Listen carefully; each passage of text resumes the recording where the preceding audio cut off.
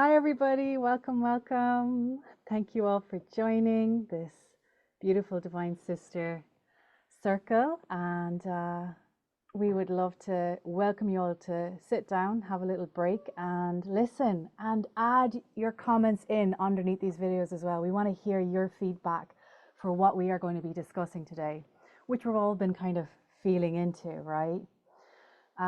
Before we all popped on, Tara had asked, what are we feeling into today? And I suppose one of the things I just felt I wanted to bring in, because I felt it was linked to everything that's kind of happening right now, and then the external and also the internal. And one of the things Tara had mentioned in a little message to us was around the pyramids, which I'm going to invite her to maybe chat about later. The Schumann resonance, which is the electromagnetic energy frequency that's running through the earth, and it's off the charts right now. And I felt a call to talk about our menstruation, our ladies' periods, and what's happening around the world with that right now. And please comment if you are resonating with this, and if you're having stuff kind of go a little off as well. We'd love to hear that. And how that's linked into the divine mother energy and frequency moving in, expanding, as well as, and Jenny mentioned this, and I'd read it around as well, like, CERN, are there dots that we're going to be connecting with this? What are we feeling into around all of this? What's happening right now? So that's what we're kind of opening up the space to, taking a bit of a breath in, connecting our minds, our hearts, our wombs with you and with each other, opening up to allow our divine flow through. As well. Thank you. Who would like to begin? Who would like to maybe jump in on any of that's resonating with them? Tara, I think maybe actually I'm going to ask you first because you posted that first. You know what? The first thing that pops into my mind, and thank you for that, Mary, introduction. And hello, everybody. The first thing that popped into my head was a little video that I just caught on Instagram earlier today, and I posted it to the ladies in our WhatsApp group. And it was this young man talking about, he said, imagine if babies didn't come from women, but they came from a portal, like a magic portal that just opens up. And that's where every human came through that portal to be on Earth. He was like, people would start praying to the portal. They would start worshiping the portal. They'd start leaving gifts for the portal because it would be like this is the gateway of divinity through which all the humans come onto the earth. They'd be hanging out, they'd be chanting, there'd be bhajans, there'd be pranaming, there'd be oming, there'd be prayers, there'd be alms, there'd be everybody would be doing their version of praising and giving thanks to and reverence to the magical divine portal. And he said, but babies don't come through the magic portal, they come through women. And that literally the logical thing would be like the portal is the divine, it is God. And he was basically saying, his comment was that women are the closest thing that we can have to God. And here we are, we're alive. Humans come through us, which is mind-blowing when you think about every single human on this earth ever has come through a woman. Apart from things that aren't fully human that have been made in labs and other dodgy places. But humans come, you know what I'm saying without saying it, come through women. And so just to get perspective of that. And so we're going to talk about energies. We're going to talk about portals. We always talk about energies and portals. I think that's the theme of our conversations a lot of the time, whether it's galactic and astral or cosmic, or we're going to be talking about CERN, and we're going to be talking about pyramids and plasma and all these things. But if we just feel it, we have that portal of life. We are that portal of life. And even, we're all able to connect to that source of life, whether we're woman or man. And for me, whatever else we talk about is so fascinating and interesting and amazing. And the science that's going on in the world right now, and the podcasts that you can listen to about the origin story of humanity, and are we in a simulation? What is the multi-world? All of this quantum physics, quantum mechanics that people are understanding. It's mind-blowing. The thing with the lasers where people are on DMT and shining a laser and seeing the code and meeting the beings behind the ones that create the code and all this bonker stuff, like trying to find out where we come from. And there's so much amazing evolutionary information coming through as we seek for who we are and where we come from. And yet here we are, we kind of are it. We are that portal of the divine, of the highest truth, of what's really happening, of this incredible magic. And so I just want to honor that, and honor us as women sitting here, whether you've brought a human into the world or not, that this is how we're divinely created. And just being conscious in that energy, being conscious in our bodies, embodying our bodies, embodying the divine within ourselves, connecting to the divine within ourselves, ultimately finding that all the answers are within ourselves. And yes, there's so many amazing things going on out there, but ultimately the real answers, the real truth, for the real way home and the real way to navigate through this, whatever this reality is in here through ourselves as the portal to the divine, to the gateway. So that feels like the most important thing I want to share right now. So thank you. I know you asked me to talk about pyramids. Should I quickly just share that? Basically, a good friend of mine that I've been spending time with the last few days, beautiful sister, she was following, and I don't even know the person who's written this. Oh, Julie7. So kudos to Julie7 for sending this out. She sent this a few days ago, so I'm guessing that this was last Saturday, possibly the Saturday before. Maybe one of our viewers can say that at 3:33 a.m. Cairo time, every seismograph within 500 kilometers of Giza registered an identical anomaly. Not a tremor, not an earthquake, a pulse, a single uniform low-frequency pulse emanating from directly beneath the Great Pyramid. And it lasted 3.3 seconds, frequency 33 hertz, depth of origin 330 meters below the base. So she goes on to talk about the identical timestamp and duration and frequency was recorded beneath 11 other pyramid sites around the world. So that's a total of 12 sites. There were 12 pulses on the same second, the same frequency across 6 continents and 1 ocean floor, which is profound. And then a few days later, there was the, what's the word, Mary? You just shared it, the graph for the earth frequency. The Schumann resonance. That's the one, the Schumann resonance. The chart, we've been seeing a lot of the chart going white as we see these enormous spikes of energy rising, possibly, and I think probably connected to the solar flares and everything else, and maybe events that are spiking human awareness, because the relationship with Earth is symbiotic. We are like the baby connected to the mother. We're inseparable. So what happens to us happens to her. What happens to her happens to us. We've got this symbiotic relationship of mother and child. And so perhaps as we are going through experiences and our consciousness spikes, maybe that spikes her energy in turn. Maybe it's the other way around. Maybe it's both. Who knows? And yet there was an event that happened, was it a few days ago, that the Schumann resonance chart went red. And I can't remember the exact number. It's somebody here probably knows the normal frequency that it is about. Maybe you can find it, Mary, on the message. It's 100, and usually it's 7.8. 7, so exactly. So usually 7.8. It went up to 100 and it went red. I don't think it's ever happened before. I've never seen that happen before. So we definitely have something happening. And then with the astrology that Laura talked about last week, that starts tomorrow, 15th of July. There's so much. So I'm going to drop the mic, let everybody else lean in and share on this. But I just want to say to move on that it's like put your seatbelts time on, put your seatbelts on, get in your base.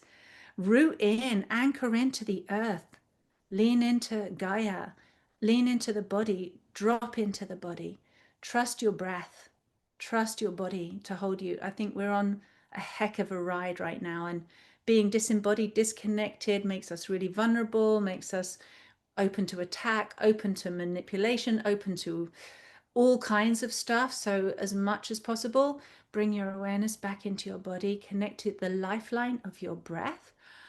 It has got you. You are held safe, loved, and protected, and just be here as much as possible and enjoy the ride.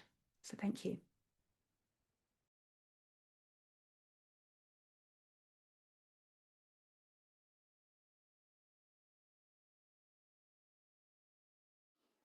I think I'll jump quickly back onto what you were saying, Tara, and leave it open for the other ladies to come in. You talked about the root chakra as well, and that's been coming up a lot for me personally lately. I don't know if you're having the same thing, ladies, and in my groups as well, the safety aspect. You know, if we're working with our nervous systems, I'm feeling safe, or I don't feel safe in my body, in my womb, in my heart, in giving and receiving, in my creation. So like it's moving that through the root, connecting to the earth, connecting to the divine mother energy that's coming up. And Jenny, you spoke about that very quickly before we went live, how that is really rising up louder than ever. And it feels like that full swing is in effect right now, that we're kind of real time witnessing that swing from, you know, the patriarchal masculine. We talked about the patriarchal chicken last week, or the week before last. And now we're feeling, you know, out this swinging the other way. And I wanted to jump in this swing the other way to talk about women's womb aspects as well. The menstruation reports that are happening around the world that I've just been kind of feeling into, and then I was seeing it pop up on my feed and going, wow, this feels familiar but very different. Women having 2 periods in June particularly, missed periods, delayed periods, menstrual stuff is coming up big time last month and this month. And again, if this is happening for you, please let us know in the group, but it just feels significant. And I wanted to kind of ask in the space and maybe playfully like pull the little threads of, you know, what's true, what's not true, where are we feeling it? If this is, you know, is this all linked? Is this a tapestry that's woven and we've yet to kind of step back from the tapestry to see it because maybe we're a bit too close? And, you know, if that's true, what does it all mean? And why is it all happening now? Both personally for us and then collectively in the space. And is there anything we need to be right now? Right? And when I mean be, it's like the beingness. Is there any more beingness that can land through the root? So yeah, I'm just posturing it out there for anybody else to pick that up and let me know what you're feeling on it.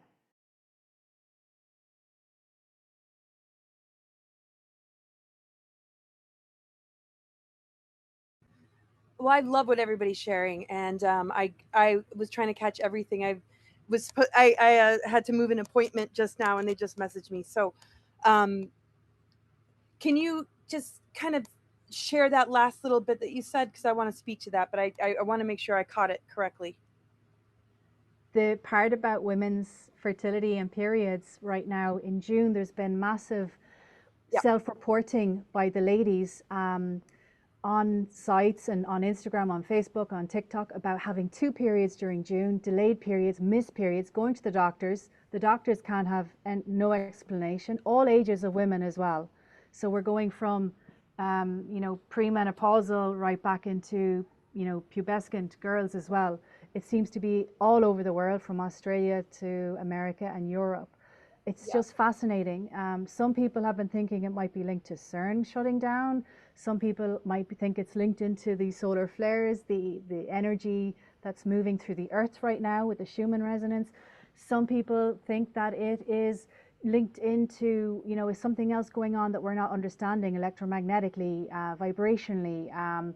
Is there something being used against us even? Like there's all these questions, I think, put out there, because I know the last time, Laura, that I had issues with my menstruation was during COVID, and that was after the vaccination process began, and I bled for 60 days straight, and I had no vaccinations. And the doctors were kind of going, oh, it's normal. And I said, there's thousands and thousands of women, I'm reading their reports, it's self-reporting, even women with no periods are bleeding. So I don't know if it's linked to that. I don't think it is. I think it's something different. But what? What is it? Yeah, I didn't hear about a whole lot of this, but what is kind of coming through is, I mean, it's interesting, the Schumann resonance thing. And from what I've heard, the red is linked to lightning and solar activity, geomagnetic storms. It's not exactly like raising right now to like 120. What I've heard, it's more around like 7 hertz. So the red, though, has to do with amplified emotional release and clearing. And if we look at the astrological alignments as well, I mean, I definitely feel that that influences the Schumann resonance and our hormones and just the upgrades that are taking place. If we're resetting our nervous system, or if we're doing a lot of clearing and purging or moving into alignment, and our body is recalibrating and moving into a new level of it all, I think it definitely would impact the menstrual cycles. Any sort of shift, yeah, in the electromagnetic energies, which connect to Uranus and Pluto, the electric magnetic, the masculine and feminine. I mean, the thing is, though, with CERN shutting down, it's going to reopen in 2030. And I think a lot of people think it's gone for good. Like, we're CERN free. And what I've come to understand is it's they're kind of upgrading it or taking it to a whole new level. And I really feel that we're not all on the same timeline.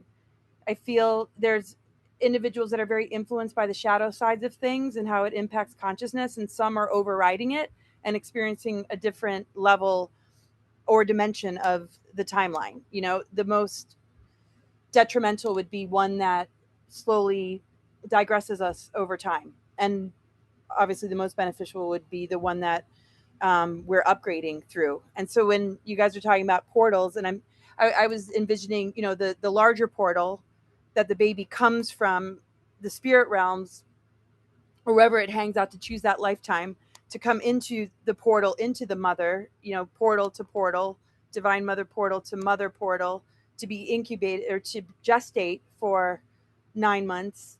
And then you got the umbilical cord that gets cut, but you have this umbilical cord or silver cord that keeps us connected, with source energy.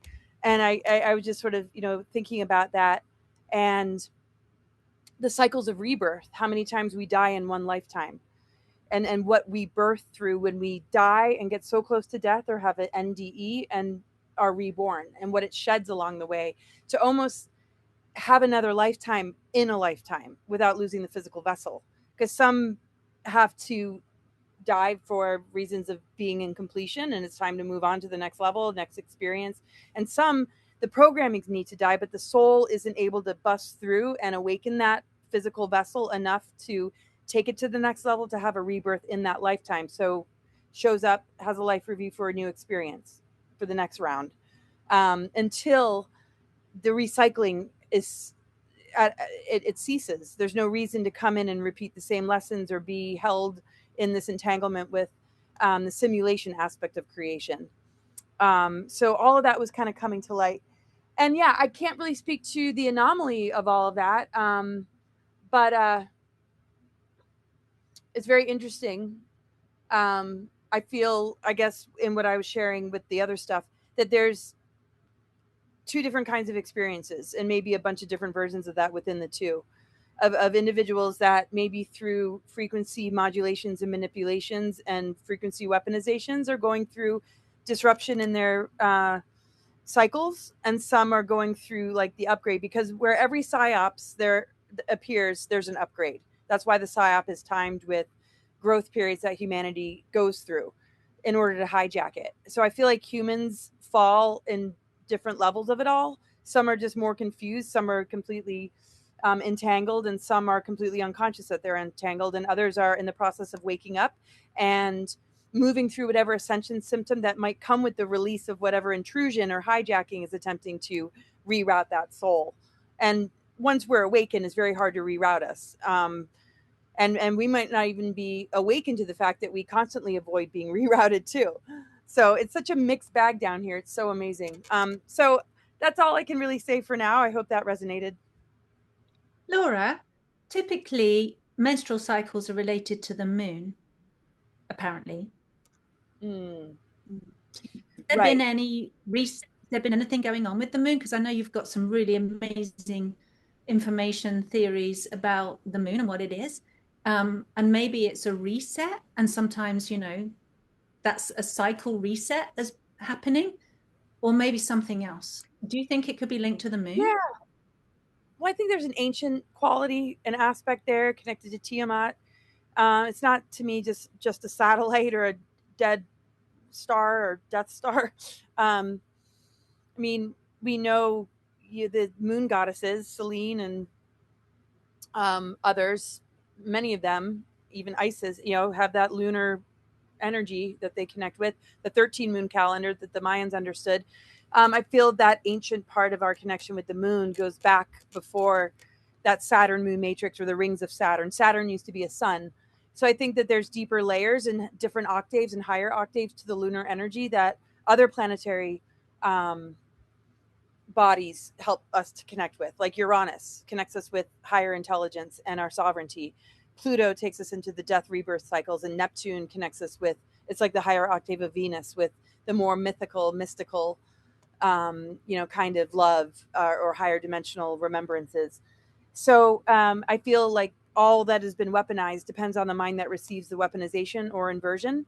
So I feel for a lot of people, they're breaking through, the lunar matrix and the Saturn moon matrix dark tech. And there's like a clearing going on. And funny enough, there's a new moon in Cancer today, which is ruled by the moon. And when we look at the qualities of Cancer and the moon, and you look at Cancer being a very strong issue as far as people getting cancer, especially women breast cancer, and breasts and the moon and nurturing and the feminine are all connected. I feel that those adversities and diseases have been a part of the awakening, to move through it, to get to the root of it, to see the ancestral patternings passed down, the patriarchal programs that have led to the body showing symptoms and signs that something is terribly wrong. And I feel like as we awaken and break that down and become more empowered, we're clearing that lunar energy from distortion, and we're reclaiming the feminine power and the solar Christed energy as well, the solar and the lunar. And I feel like when the solar and the lunar work together in harmony, the weaponized versions aren't as strong because the masculine and feminine are integrated, not in imbalance.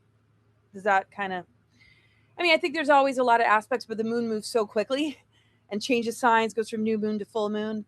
But I think it's significant that we're having this conversation today. But there's a significant conjunction. And I'm just about to write my newsletter for the week on it. Thanks, Laura. Thanks, Mary. Can I jump in there after that? I've done a lot of study and held a lot of workshops around the full moon and the goddess energy, and thus the name, the Celtic goddess, which has been lost originally on some people. It's not being pretentious, it's the whole embodiment that the goddess is within every single woman. It is about us being the conduits for the divine. We bring the spiritual world into the physical through the portal of the womb. But around the moon as well, it's interesting what you're talking about CERN and what's going on, and women having either no menstrual cycle in June, which my daughter didn't have, and I had 2 in June. So that's very interesting. And we usually are zinced. We usually have it on the same day every single month. What I've learned, and I'm thinking could also be a potential here, that's what's happening prior to the patriarchal rage and reign that has been going on for quite a long time, we were matriarchs. The women were matriarchs. So I've worked and I've spent a lot of time in South America, and there still is matriarchal villages, and there is groups there that they still have the chiefess. The women are revered and embodied in their power. The patriarchal system never had its hold in some areas. So there's a lot of stuff I've learned from visiting there and meeting Indigenous people there. And what's really happening with the menstrual cycle is the more grounded and connected you are to Mother Nature and to Earth, there's a natural organic connection then that happens through the moon, and the organic moon, you know, not the distorted, inverted stuff that has happened, the natural organic connection that we have as women with the moon. And, you know, Laura mentioned briefly the 13 cycles. We, you know, 13 full moons in a lunar calendar, 13 menstrual cycles in our bodies naturally in flow. I even have tattoos of the moon here. So like all the stages of the moon. And in the matriarch phases back in the past, when women were connected with the land, with Pachamama, with Mother Nature, and the cycles of the moon, allegedly they all were in union with their fertility. So they would all experience the same time of ovulation. They would all experience the same time of period. So their fertility was all one, and there was a huge unification there. So under the new moon, which we are now in Cancer, you place the seeds, you put the intention in of what it is you want to come into fruition under the full moon. So fertility would be a huge thing here that would have been practiced in groups in women's circles. So there was a natural organic alignment here under the cycles of the full moon. And it's interesting that maybe, who knows, CERN has been turned off. Maybe the empowerment of women are becoming more awake and aware. Their awareness and their consciousness is expanding right now. They're connecting to their divinity. Maybe there is a realignment and a readjustment happening to their own menstrual cycles. And imagine how empowering that would be if all of us now were to unite and to start to merge our menstrual cycles together, and knowing we're all having the same cycle at the same time, like the immense wavelength that would be, and the repercussions and the fear of God that would put into men in the patriarch system, and how empowered we once were. I mean, this power was taken from us for a reason. You know, the witch hunts, like I can't even say that word without the hair standing up on my back, and all through different, which we've possibly all experienced, different past parallel lives, the witch wounds, the being hunted for being a woman and because the power it was.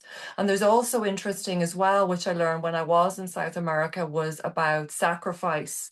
And we as women would have used our menstrual blood to give to the land in different methods and ways to embody that and give to plants and give to nourishment. And only now scientists are discovering that actually the menstrual blood contains powerful stem cells. It's got healing. But we were told then through society, it's dirty, it's something that needs to be turned away, discarded from, it's a nuisance within our bodies, it's something, you know, inconvenient, it definitely makes men feel uncomfortable. Well, that was an empowered part that we would give to the land, the sacrifice of our blood. And what was one woman told me was so powerful, was the only blood that can be shed without a sacrifice of another person or an animal is menstrual blood. So nobody is hurt, nobody is maimed, nobody is cut. This is something that bleeds from within us.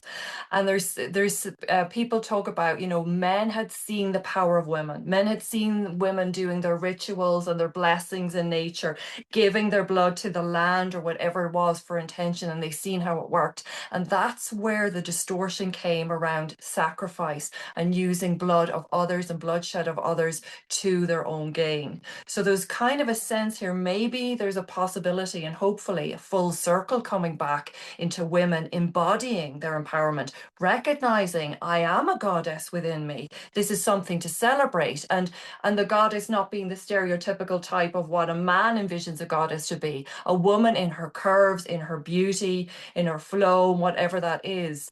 And even going back, you know, to even way back in the times of the caves, there's beautiful artifacts, there's beautiful inscriptions of a woman being the goddess, and she's not, you know, your stereotypical hourglass figure. She's got the lumps and the bumps, she's got everything going on, and it's celebrated back to natural, organic beauty. So maybe, who knows, wouldn't it be amazing if that would be a possibility, that maybe something is being reset, realigned here for women, that we're actually coming back into our natural, organic flow and maybe reconnecting. So I just feel this could be something very powerful coming. And maybe it's related to, Tara, to the pyramids. Who knows? Maybe there's a vibrational frequency here being released through the field, and women who are ready and who have the awakening and the awareness within them, it's affecting them, and maybe they might not be consciously aware of it, but it's already affecting the physiology and the biology of their bodies. It's just some food for thought. Amazing food for thought. There's so many things that's just branched off of, but I'm not going to pick it up. Who else wants to jump in? Go, Anna. I'll just say a little something. I loved listening to you, lovely ladies. I always learn so many new things. But what I'm seeing online is there's a real movement with women saying no to Botox and also to getting their implants out. So I love seeing that women are waking up to that, because it can ruin lives. I had breast implant illness myself. I used to use Botox. I'll never use it again. And I miss it. Trust me, I don't like getting older, but it's too toxic and it's harming women. And I'm just loving seeing the information being shared. So it's interesting with this time in history. There's a lot of different sorts of awakenings going on. Anna, I was thinking of what we were sharing earlier, or you shared earlier in the live stream we just did before popping in here. And you were talking about women in menopause and perimenopause, that perhaps, do you want to just carry on with that, what you were sharing Do you there? mean, Might be do relevant. you mean about the Dark Ages stuff? Yeah, with the women being executed. One of the slides that we put together was, you know, back in the Dark Ages, when they called a woman a so-called witch, she was probably severely hormonally messed up, you know, and some of the women would have psychic gifts, but probably some of them were really struggling with their hormones and it was affecting their mind. And that's sad to see that we've been a target for so long. And in a way, we're still a target when you look at things that are happening with how women give birth. There's always a push, isn't there, to be super medical and not tapping into your power as a woman to, you know, if you're healthy, give birth at home without any interference. It's a huge money-making thing, of course. The family unit gets attacked as well by things going on in society. But yeah, it was sad to read that, how many women lost their lives because they were hormonally struggling. It was probably a lot. Yeah, thank you. Thank you for that. I think it's so appropriate to mention how Saturn squares can be and how the Saturn squares are actually dissolving. The rings of Saturn, the hold that Saturn has had on us and women, right? Saturn binds, Saturn enslaves, Saturn controls. Saturn, out of all planets, would represent the patriarchy, or any sort of witch hunts, any sort of power structure that suppresses. And so when we feel into that today, which we're talking about, so we are feeling into it, we can correct those inversions. and realize that they're dissolving on the planet as well. So even if they show up, they don't have the power they used to have. And that really impacts our hormones, having any kind of block, our endocrine system, our just the power of these lower regions of our organs area, lower chakra, root chakra, kundalini, how that's all connected, our ovaries. When I went to this clairvoyant institute, we used to read ovaries, and those represented the creative power of people. What color, what is it vibrating at, and they're always very, very different. Like the left might be like full on gold, and the right might be, excuse me, this is the left, this is the right. You know what I mean? The left might be like a raisin or all shriveled up and not even functioning, having to do with the integration of polarity between the right brain and the left brain. So anyway, it's a very positive, high vibe, heart centered new moon today. And that Saturn square, we're just dissolving. So I'm glad we gathered today and chose this day. So I just wanted to add that. Thanks, Laura. And I looked up when CERN was shut off, it was the 29th of June. So for ladies, I don't know what time or date you had the periods doubled or missed. It was actually right at the end of the month that was switched off. So maybe there's something else. And Mairead, while you were talking, it reminded me of the Sheila Na gig. Is that the goddess you were talking about? Because I don't know if any of you have been up to the Hill of Tara in Ireland. It's one of my namesakes. It's one of the most powerful sacred divine feminine sites I've ever been to in the world. And it's absolutely amazing. And guess what? Good old St. Patrick went up there and built a church on it and built a little church metal railing around the Sheila Nagig statue, which is up there. It's a stone hand carved, very curvaceous effigy, if you like, or representation of the divine feminine. And she's penned into this little churchyard with metal fences, thanks to St. Patrick, and claimed by the Christian church, the patriarchy. I'm Oh, about to go Sheila na there. gig is oh sorry, Nora. No I worries. have a at my front door, and funnily my two teenage boys at the time were appalled. I had a friend of mine that does craft make a big a model of Sheila na gig.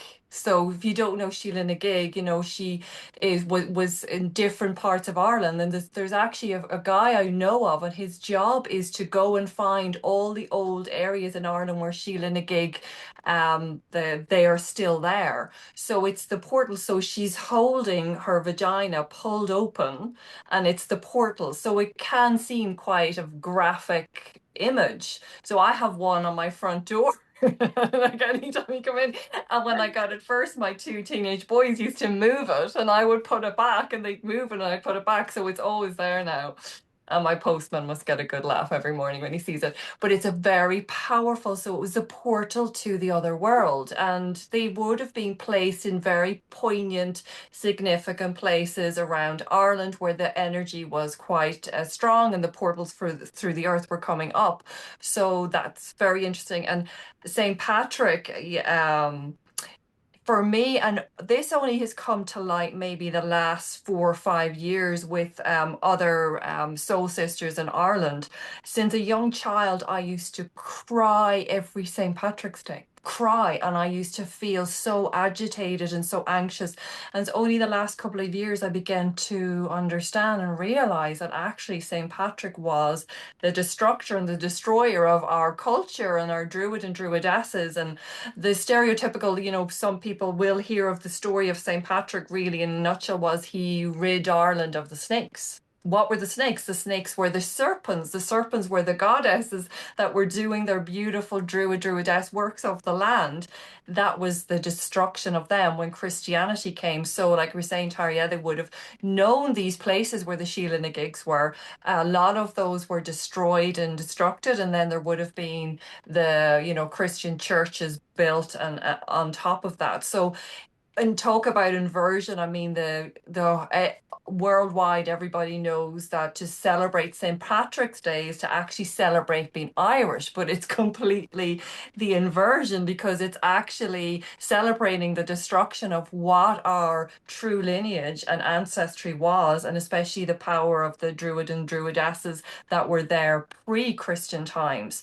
But there is, there's nothing in text, because the Druid and Druidesses passed their knowledge and wisdom on through word of mouth and through song and poetry.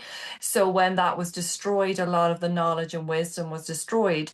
But like anybody that follows anything, the historic or the Templars, there's always the breadcrumbs, there's always the little messages left. When you go looking and you're drawn towards places, you'll start to reconnect, and you're unlayering, and you're going to the deeper levels of where the proper alignment was. But yeah, Sheila Nagig, and I have to say now it has become more recognized and more kind of revered, and you see that image now being more respected. But it was something that kind of, I think, in Catholic upbringing in Ireland was a little bit embarrassing, like, and there still is some that have not been touched in Catholic churches. There's one or two above little doorways when you're going in, and I can imagine, the old, ladies coming in with their rosaries ducking the head because there's this vagina above the door. But our ancestry knew the power that was there. They were aware of that. So we're probably, just tapping in and reconnecting and remembering to ancient history, and maybe that's what our bodies are aligning to as well also. Mercury's retrograde conjunct Jupiter and Sun. So yeah, Venus is in Virgo, very close to the South Node. So the Mercury, Sun, Moon, Jupiter, Mercury retrograding. Look at us. We're going into the past and we are processing things and talking about that dark Saturn. So that's pretty wild. South Node, though, conjunct Venus in Virgo, has to do with loving the body, taking good care of ourselves. And that Virgo energy is very connected to the herbalism and the knowledge that, women and humans have when they live close to the earth, and they understand the magic and the medicine and the healing that the Great Mother provides. So I just feel to slow down. I feel to slow right down into my breath and into my body, and yeah, feel what's happening. One piece I feel around the Schumann resonance, which, and in fact, like all the graphs and things we're being offered, we can be so visually enslaved at the moment that a graph can create a domino effect of either anxiety or calm. The graphs in the weather forecast in the UK, like the whole of the weather forecast looks like you're sitting on a barbecue the whole time. That's by design, right? To create a fear-based response. And likewise, I know people who watch the Schumann resonance so closely that they haven't even noticed they've got a child locked in the car because they're busy watching the Schumann resonance as a graph, So it's like some of these things may be useful, but not at the expense of disconnecting from the inner knowing and the felt sense of what's going on. I have a sense that like we can be maneuvered, as Laura said so beautifully. We may not know when our soul is being maneuvered to that which we're not choosing. And that discernment on what we receive and how we receive it, does it match what's going on inside, or are we simply being played? One of the pieces that comes through very strongly when you guys are sharing, and this piece around the double or cancelled periods, it really feels like what we're all sharing about here. It's like a double or nothing game at the moment. It really feels like that. It's like either everything is amplified and squared, or it's cancelled. And it feels like when I'm working with people, like the stakes feel higher, the choices feel like they have more impact, more power, more what's the word? Yeah, it's like more power, but more impact. There's a solidness in the impact that our choices are having at the moment. And it feels like that deep pyramid way of that activation that's happened on 12 or more sites. It feels like that was a few weeks ago when I tune into that. But it's like we can be receiving now this big, deep impulse of mother. And I almost feel like it's a slow cervical orgasm that she's actually starting to ripple some of the codes of pleasure of being a human, pleasure of being woman, pleasure of being here on this planet. If we dare to plug into that sense of pleasure of being alive and the pleasure of relationship to the deep mother current. One of the pieces that comes through as we're all sharing, I alluded to this a little while ago, is this choice point. Feels like the kind of the squared or cancelled, the doubled or collapse, is around the bloodlines and the milk lines. And can we even sense what that might be for us as women, for our children as well? At this time. So we know a lot about the bloodlines and the hybridization, the enslavement of the human race, were we created simply to be food? And do we actually dare even think about that, to actually feel what that would be like, how horrific, and also what an opportunity as the soul is evolving inside and through us. So when we sit with the loyalty that our blood and our DNA still has to those bloodlines, to the manipulation of those bloodlines, it often is like the bungee cord that pulls people back into a timeline more connected to their south node, to where they have been instead of where they're going. And yet there's this feeling of, what is the milk line of humanity? What is this Milky Way that we actually can, if we so choose, to connect to something which is here for us to thrive, which is here, as I think Laura said, to allow us to evolve as a soul without having to leave this physical body and come back again and again and again? Can we keep remembering what we know and move from that place? So when I talk about the milk line, people are like, well, what is the milk line? The milk line is a feeling of kin. It's the feeling of these places of land, of power that we stand on, that speak directly to the body, that speak directly to our gifts and our womb. The milk line maybe rocks for some of us, to stand in these ancient stone circles and remember and feel the ceremony we used to be a part of. The milk line is our galactic connection, is that part of us that absolutely can see things through a perspective and be able to channel galactic wisdom through the architecture of the physical body in a way that's tangible and simple and doesn't freak out an 8-year-old. Because when it comes through the body, it can be translated into the most simple and profound wisdom. And the milk line, how we relate to that, how our nervous system is choosing between these two realities, or two or more realities, feels constant. Like, how can our heart create the most luminous vision of our lives that we can possibly imagine, and hold that? And to do that, that is requiring us with every cell of our being to connect to our own personal milk line, the lineage of who we are and where we are actually moving to. And I can't remember who said it, but this claiming back the rights of the birth, claiming back the birthing mother, claiming back that we are all birthing ourselves through this time of change right now. The Schumann resonance used to be the time where the most humans ended up in the mental units. Because it would split the psyche. So the psyche would split and the body would like do something like murder somebody or like harm somebody because of the split between the psyche and the soma. So this feels a time where the psyche and the soma, the masculine and the feminine, can really start to unify in each of us.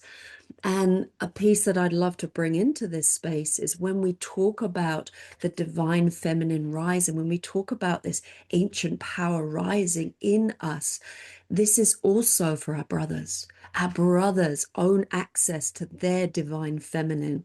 It's one of the most cancelled commodities on this planet.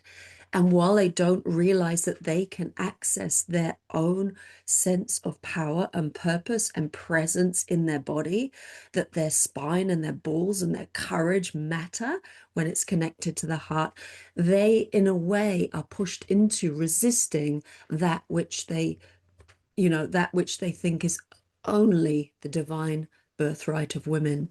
So it feels like this is an important coming together, a collaboration and an inner standing of the masculine and feminine inside both of us, inside any physical vessel.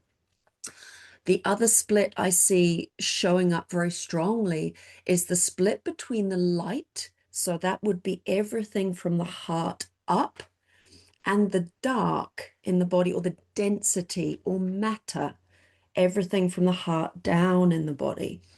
So in terms of matter, which also means mother, matter, mother, it's the same word.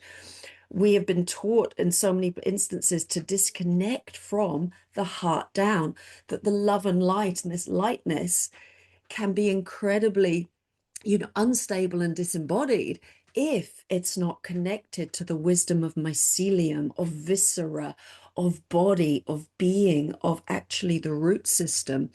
So there's this split between, if you like, the dark and the light feminine, the mother superior, and the actual womb, like you say, the holding, the labia open, the holding and the remembering of, do not forget who is your mother, and that disassociation. So there's a few parts that, in this space we're starting to bring together, I sense, and sitting right in this split and drawing the fabric of our own wisdom through the body, through the places where this meets. It feels a really powerful time to be sharing all these parts. So yeah, I want to bring this awareness around the bloodline and the milk line, and this very deep choice as we hold a luminous vision for humanity at this time. Oh man, that was beautiful. I have to go. I have something at 2:30, you guys, my time. That was so incredible. It's been wonderful to be with you women today. I look forward to next time. Love you, Laura. Okay, bye. Jenny, does anyone mind if I come in and respond to Jenny, what you shared? Because I've heard you talk about the milk line a few times. I think even when you came to the UK a few years ago and we connected up, I remember you talking about it then. And this is the first time I think I've heard you anyway, kind of define it more. And it's interesting. I find it curious because when you first mentioned it, I'm going to reference many years ago, I was doing soul readings still in person. Now, this is something I've been doing for 25 years as a professional. And before then, I was doing it as a child, basically seeing people's soul inside their bodies, their minds, like through all the different energy layers, the matrices of different densities that we're made up of. I call it soul reading. And what would happen is, and Laura even mentioned the silver cord of our soul connection.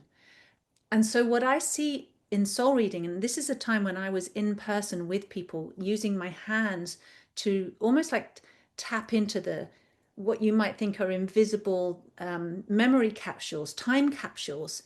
And then this whole story would unfold, this memory that had been locked into the energy field that I was literally in and walking around with the person in the room with me. And as if I'm in the movie of their time capsule, and I'm right there communicating with them in the movie at that time, whatever time it was, and with the other characters and everything else that was going on. And what would be happening would be basically opening parts of their psyche, the subconscious, the unconscious, the astral body, the auric field, even things that have been locked into the cells, these memories that hadn't been healed and processed. So like a mine in a minefield that's just sitting there charged, that can go off at any time. So what I would do in the soul readings would be to navigate to these places and do the clearing, like unpack them, but with safety, so that there was no, you know, explosion of trauma and, you know, collapse. It would just be unpacking and clearing these memories. And as I was going about doing this, my hands would move. And what I notice in people is their core energy stream, which is my name for it. It's a core energy stream, which is made up of both a golden kind of colored rope, a golden light, like sunrise or sunset, the magical golden light, and the silver, milky, translucent but not transparent line of the divine feminine. So one would come from spirit up through the crown, or down through the crown into the base. That's it. And the feminine would come up through the body. And the two, the golden and the silver, or the milky, I used to call it the milky cord. There was the golden cord and the milky cord. And as I was doing this soul reading, my hands are just moving around, and I'm walking around people, moving in their energy field. So just, you know, imagining that as I'm tapping in, my hands are going into their memories and seeing into their, you know, their psyche and into their cells, and all kinds of stuff is happening. It's proper bonkers. And my hands would be moving like this the whole time and just dancing. And at the end, I would stand back, because I knew that many times the divine feminine was moving through me, the mother was moving through me as a conduit of healing, loving, compassionate energy for her child, this human that I was with. So it was like I was a conduit for this. And at the end of the session, I would stand back, because I'm not in a trance, but I'm in so many other different dimensions. I'm in my body, but I'm, you know, not seeing the whole picture, until I would stand back at the end to see if there was any other loose wires that needed connecting. And I would see again and again and again and again, this probably happened hundreds of times, where I would stand and see, or like a perfectly woven, very personal, unique kind of cocoon around the person of light strands. So like the milk line that you were talking about, as if it was coming through my body, from her, from the divine mother, through me, through the compassion. I was feeling the compassion, the empathy, the love. It was her love. I was feeling it was all one, moving through my body, coming out of my hands. And it would be like this beautiful woven cocoon thing around the person. And that was like an initiation. And it was very similar to what happened in so many ancient cultures. Specifically, I'm going to go back to the ancient Egyptian, because that's what most people can reference, where as you transitioned from one life to the other life, after you died, you got put in a cocoon, you were mummified, if you like, and prepared for the next life.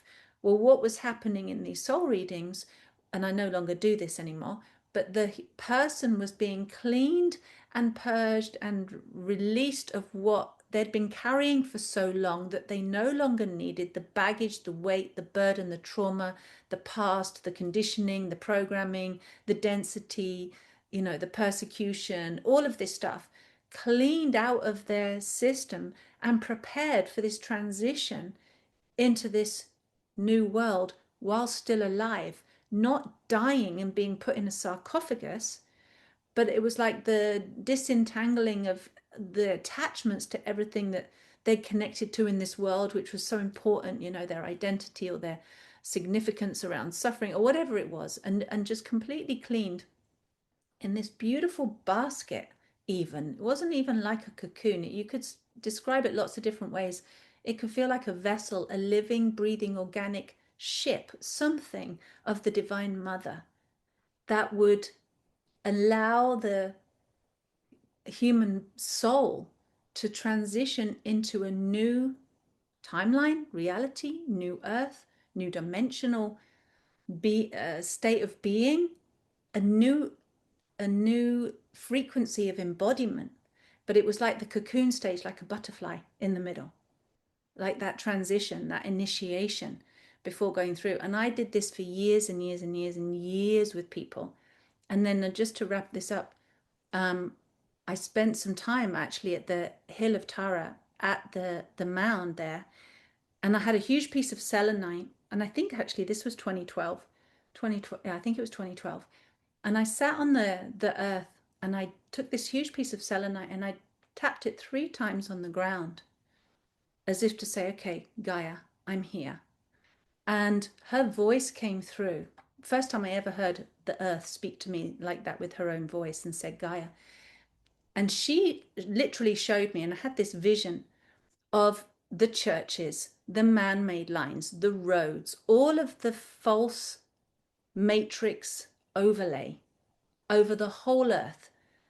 Almost, you could now liken it to something like graphene oxide or tarmac with the roads, you know, the false overlay of that suppression, the inversion, the anti-masculine and feminine, the anti-life, the corrupt, the control, overlaying her natural milk line, her natural veins, her natural threads and energies, her system. And she showed me that what would happen is that as her energy re-empowered, that she's been almost like sleeping and dormant deliberately, so that this experience could happen.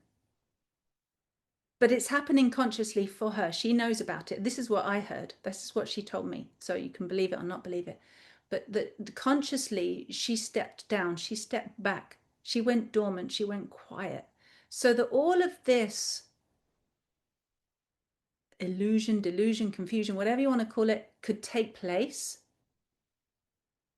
so that we get an experience of everything that we're not in reality. You know, you could call it the AI, you could, whatever, you know, label you want to put it, or framework you want to look at it through, so that when it was time, her energy would awaken again. She would come back. She was always conscious. She was never not conscious, but that consciously she's raising her energies at the rate that is not going to harm us, but that will actually break up that false grid. And I know a lot of people like are trying to help Earth and do all these earthworks and everything like that and support her, which is all great. But she was like, I've got this. I'm the divine feminine. Like, I knew this was going to happen. I planned for this. You're my children. Do you not think I put, you know, the covers over the electrical plugs and put little catches on the doors and put things so that you wouldn't destroy yourself? Like, I've baby-proofed this place. I've child-proofed this place, so that you could have this experience, and her energy rising and rising and rising, so that it actually will break up all of that false matrix. And in fact, everywhere that the centers of power have focused, with a lot of those inroads and those false lines, you know, and we can think of the great power centers of the patriarchal system on this earth. I don't think I need to go into that. That those, especially, it's like they've laid the lines for those places to have even more of that power of her come through, because all the lines that have gone in to suppress will be used to distribute her energy. And it was just amazing. So when you were talking about milk line and mother, like, for me, it reminded me of that. And of course, that was in 2012. Wasn't really seeing that happen so much now, but now we are, like, big time. Like, this is it. And she used to say that we, her children, us that were like bridging this time in this transition, dying while still in the body, having this incredible initiation consciously. She said, we are the golden children. We're her, like the golden flowers of the earth.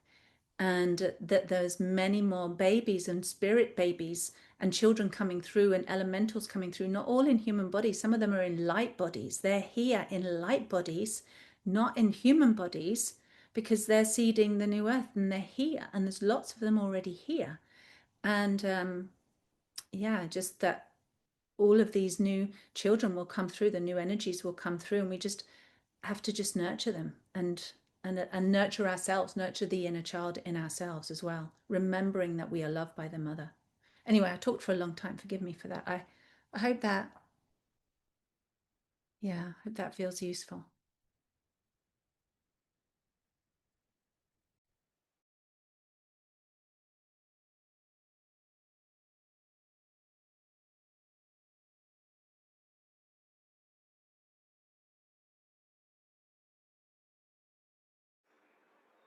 Thank you, Tara. Felt like it kind of wrapped a lot up of what we were talking about and kind of anchored it in again a little deeper. And initiation as a word, when that was spoken by one of you, that's and a renewal cycle, like a new cycle, a renewed cycle initiation. That's what landed in me as, oh, this feels like what's happening with the menstruation thing, the energy and the earth thing, the pyramid thing. Maybe this is it. Maybe that's what we're breathing into more.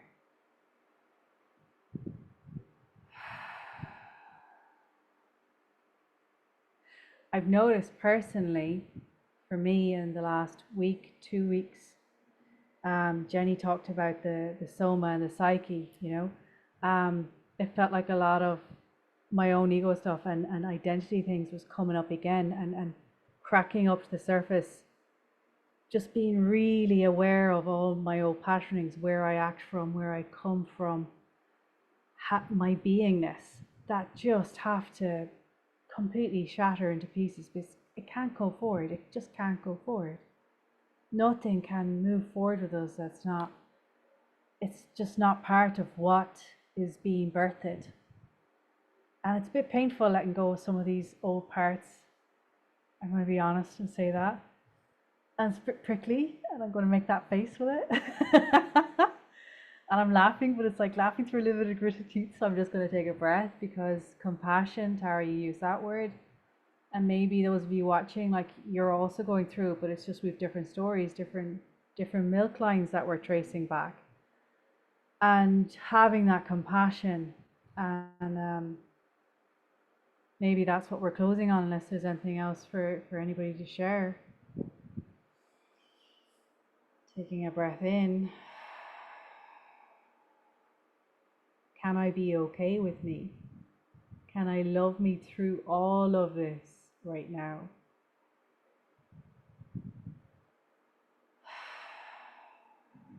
And I'm just softening down to my sitting space. Because with the intensity of what we can feel, just being empaths, feelers, we don't want to tighten up, because I am noticing sometimes I'm tightening and I'm having to go, I don't need to brace for anything just because it feels unfamiliar right now. It's okay. Move with that flow. And I feel like I'm seeing my neighbors, and the word is neighbors, I'm coming in as well. It's like I'm being asked, can I have compassion for my neighbors going through whatever they're going through as well? And just right now, because they're playing a match, I'm in Spain, they're playing a match between France and Spain, they were doing fireworks. I don't know, when you're not expecting something, when you start jumping, I'm like, it's okay, my neighbors are flashing off fireworks. I'm safe, it's totally fine. I feel like that's what I'm coming back to with everything that we've discussed. Whether we're having 3 periods in 1 month, whether we're having none, whether we're feeling that energy rush underneath our feet or coming from above, whether we're feeling the weaponized forces as well, which I'm going to acknowledge that's happening out there too. Whether it's just within us, our own interrelationships, our own psyche. What would it feel like if we allowed more breath, more mother, more nurture, more compassion in? And that's what I feel like the conversation and everybody's share has brought me into tonight. So I just wanted to say thank you for that. And connect into that, and soften into it. How soft can I allow myself to become right now? And how soft can all of you watching and hearing and listening? Yeah, that's where I just wanted to close it out tonight. I don't know if anybody else has anything else to share.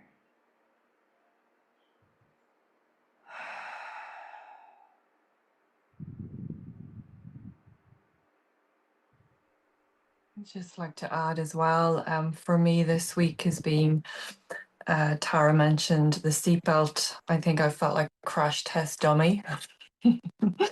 It's been immense and deep, deep personal levels.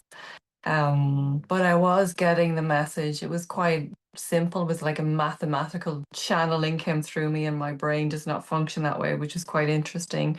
But it led me to subtraction. The word subtraction were coming through, and for me, I'm always seeking, searching, looking for more embodiment, more of alignment, more of higher frequency. And I was getting, it's all in me. Let go, subtract. What can I take away? What can I release to become more embodied and more full? So that, goosebumps, that was so poignant and powerful for me, because it was a reminder from source. It's all in me. It's all in us. And even though I feel like I'm aligned at times, there's searching outside and what's more, and, more of this and more of, even if it's from a spiritual perspective, it was subtracting. Just let it go, let go where I have the boundaries up, let go where I have the fear, let go where I have just subtract and come back to 0 point. And there was something within me began to be able to take a deep breath again and help center the nervous system and help recognize I'm connecting into the alignment that's within me, because we are the universe. It's in us. Everything is already within us. And it's remembering that, I think, for me this week has been very powerful. But with that comes an ability to sit in that stillness, and that natural flow with, with nature, Jenny talking about the milk line. It's within us, it's within our blood, it's within our veins, just like Gaia and her rivers and her earth, the veins, as within so without. And for me it was subtraction, and what can I release and let go, not what I'm seeking and searching from.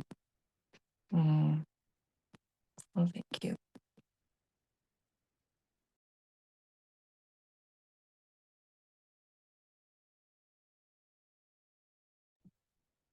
Well, that feels a wonderful place to pause. I certainly feel poignant myself, and movement from everything you've all shared. It's so igniting and affirming and inspiring. So thank you, everyone. I'll see you on the next one. Thank you. Thank you, sisters. Thank us.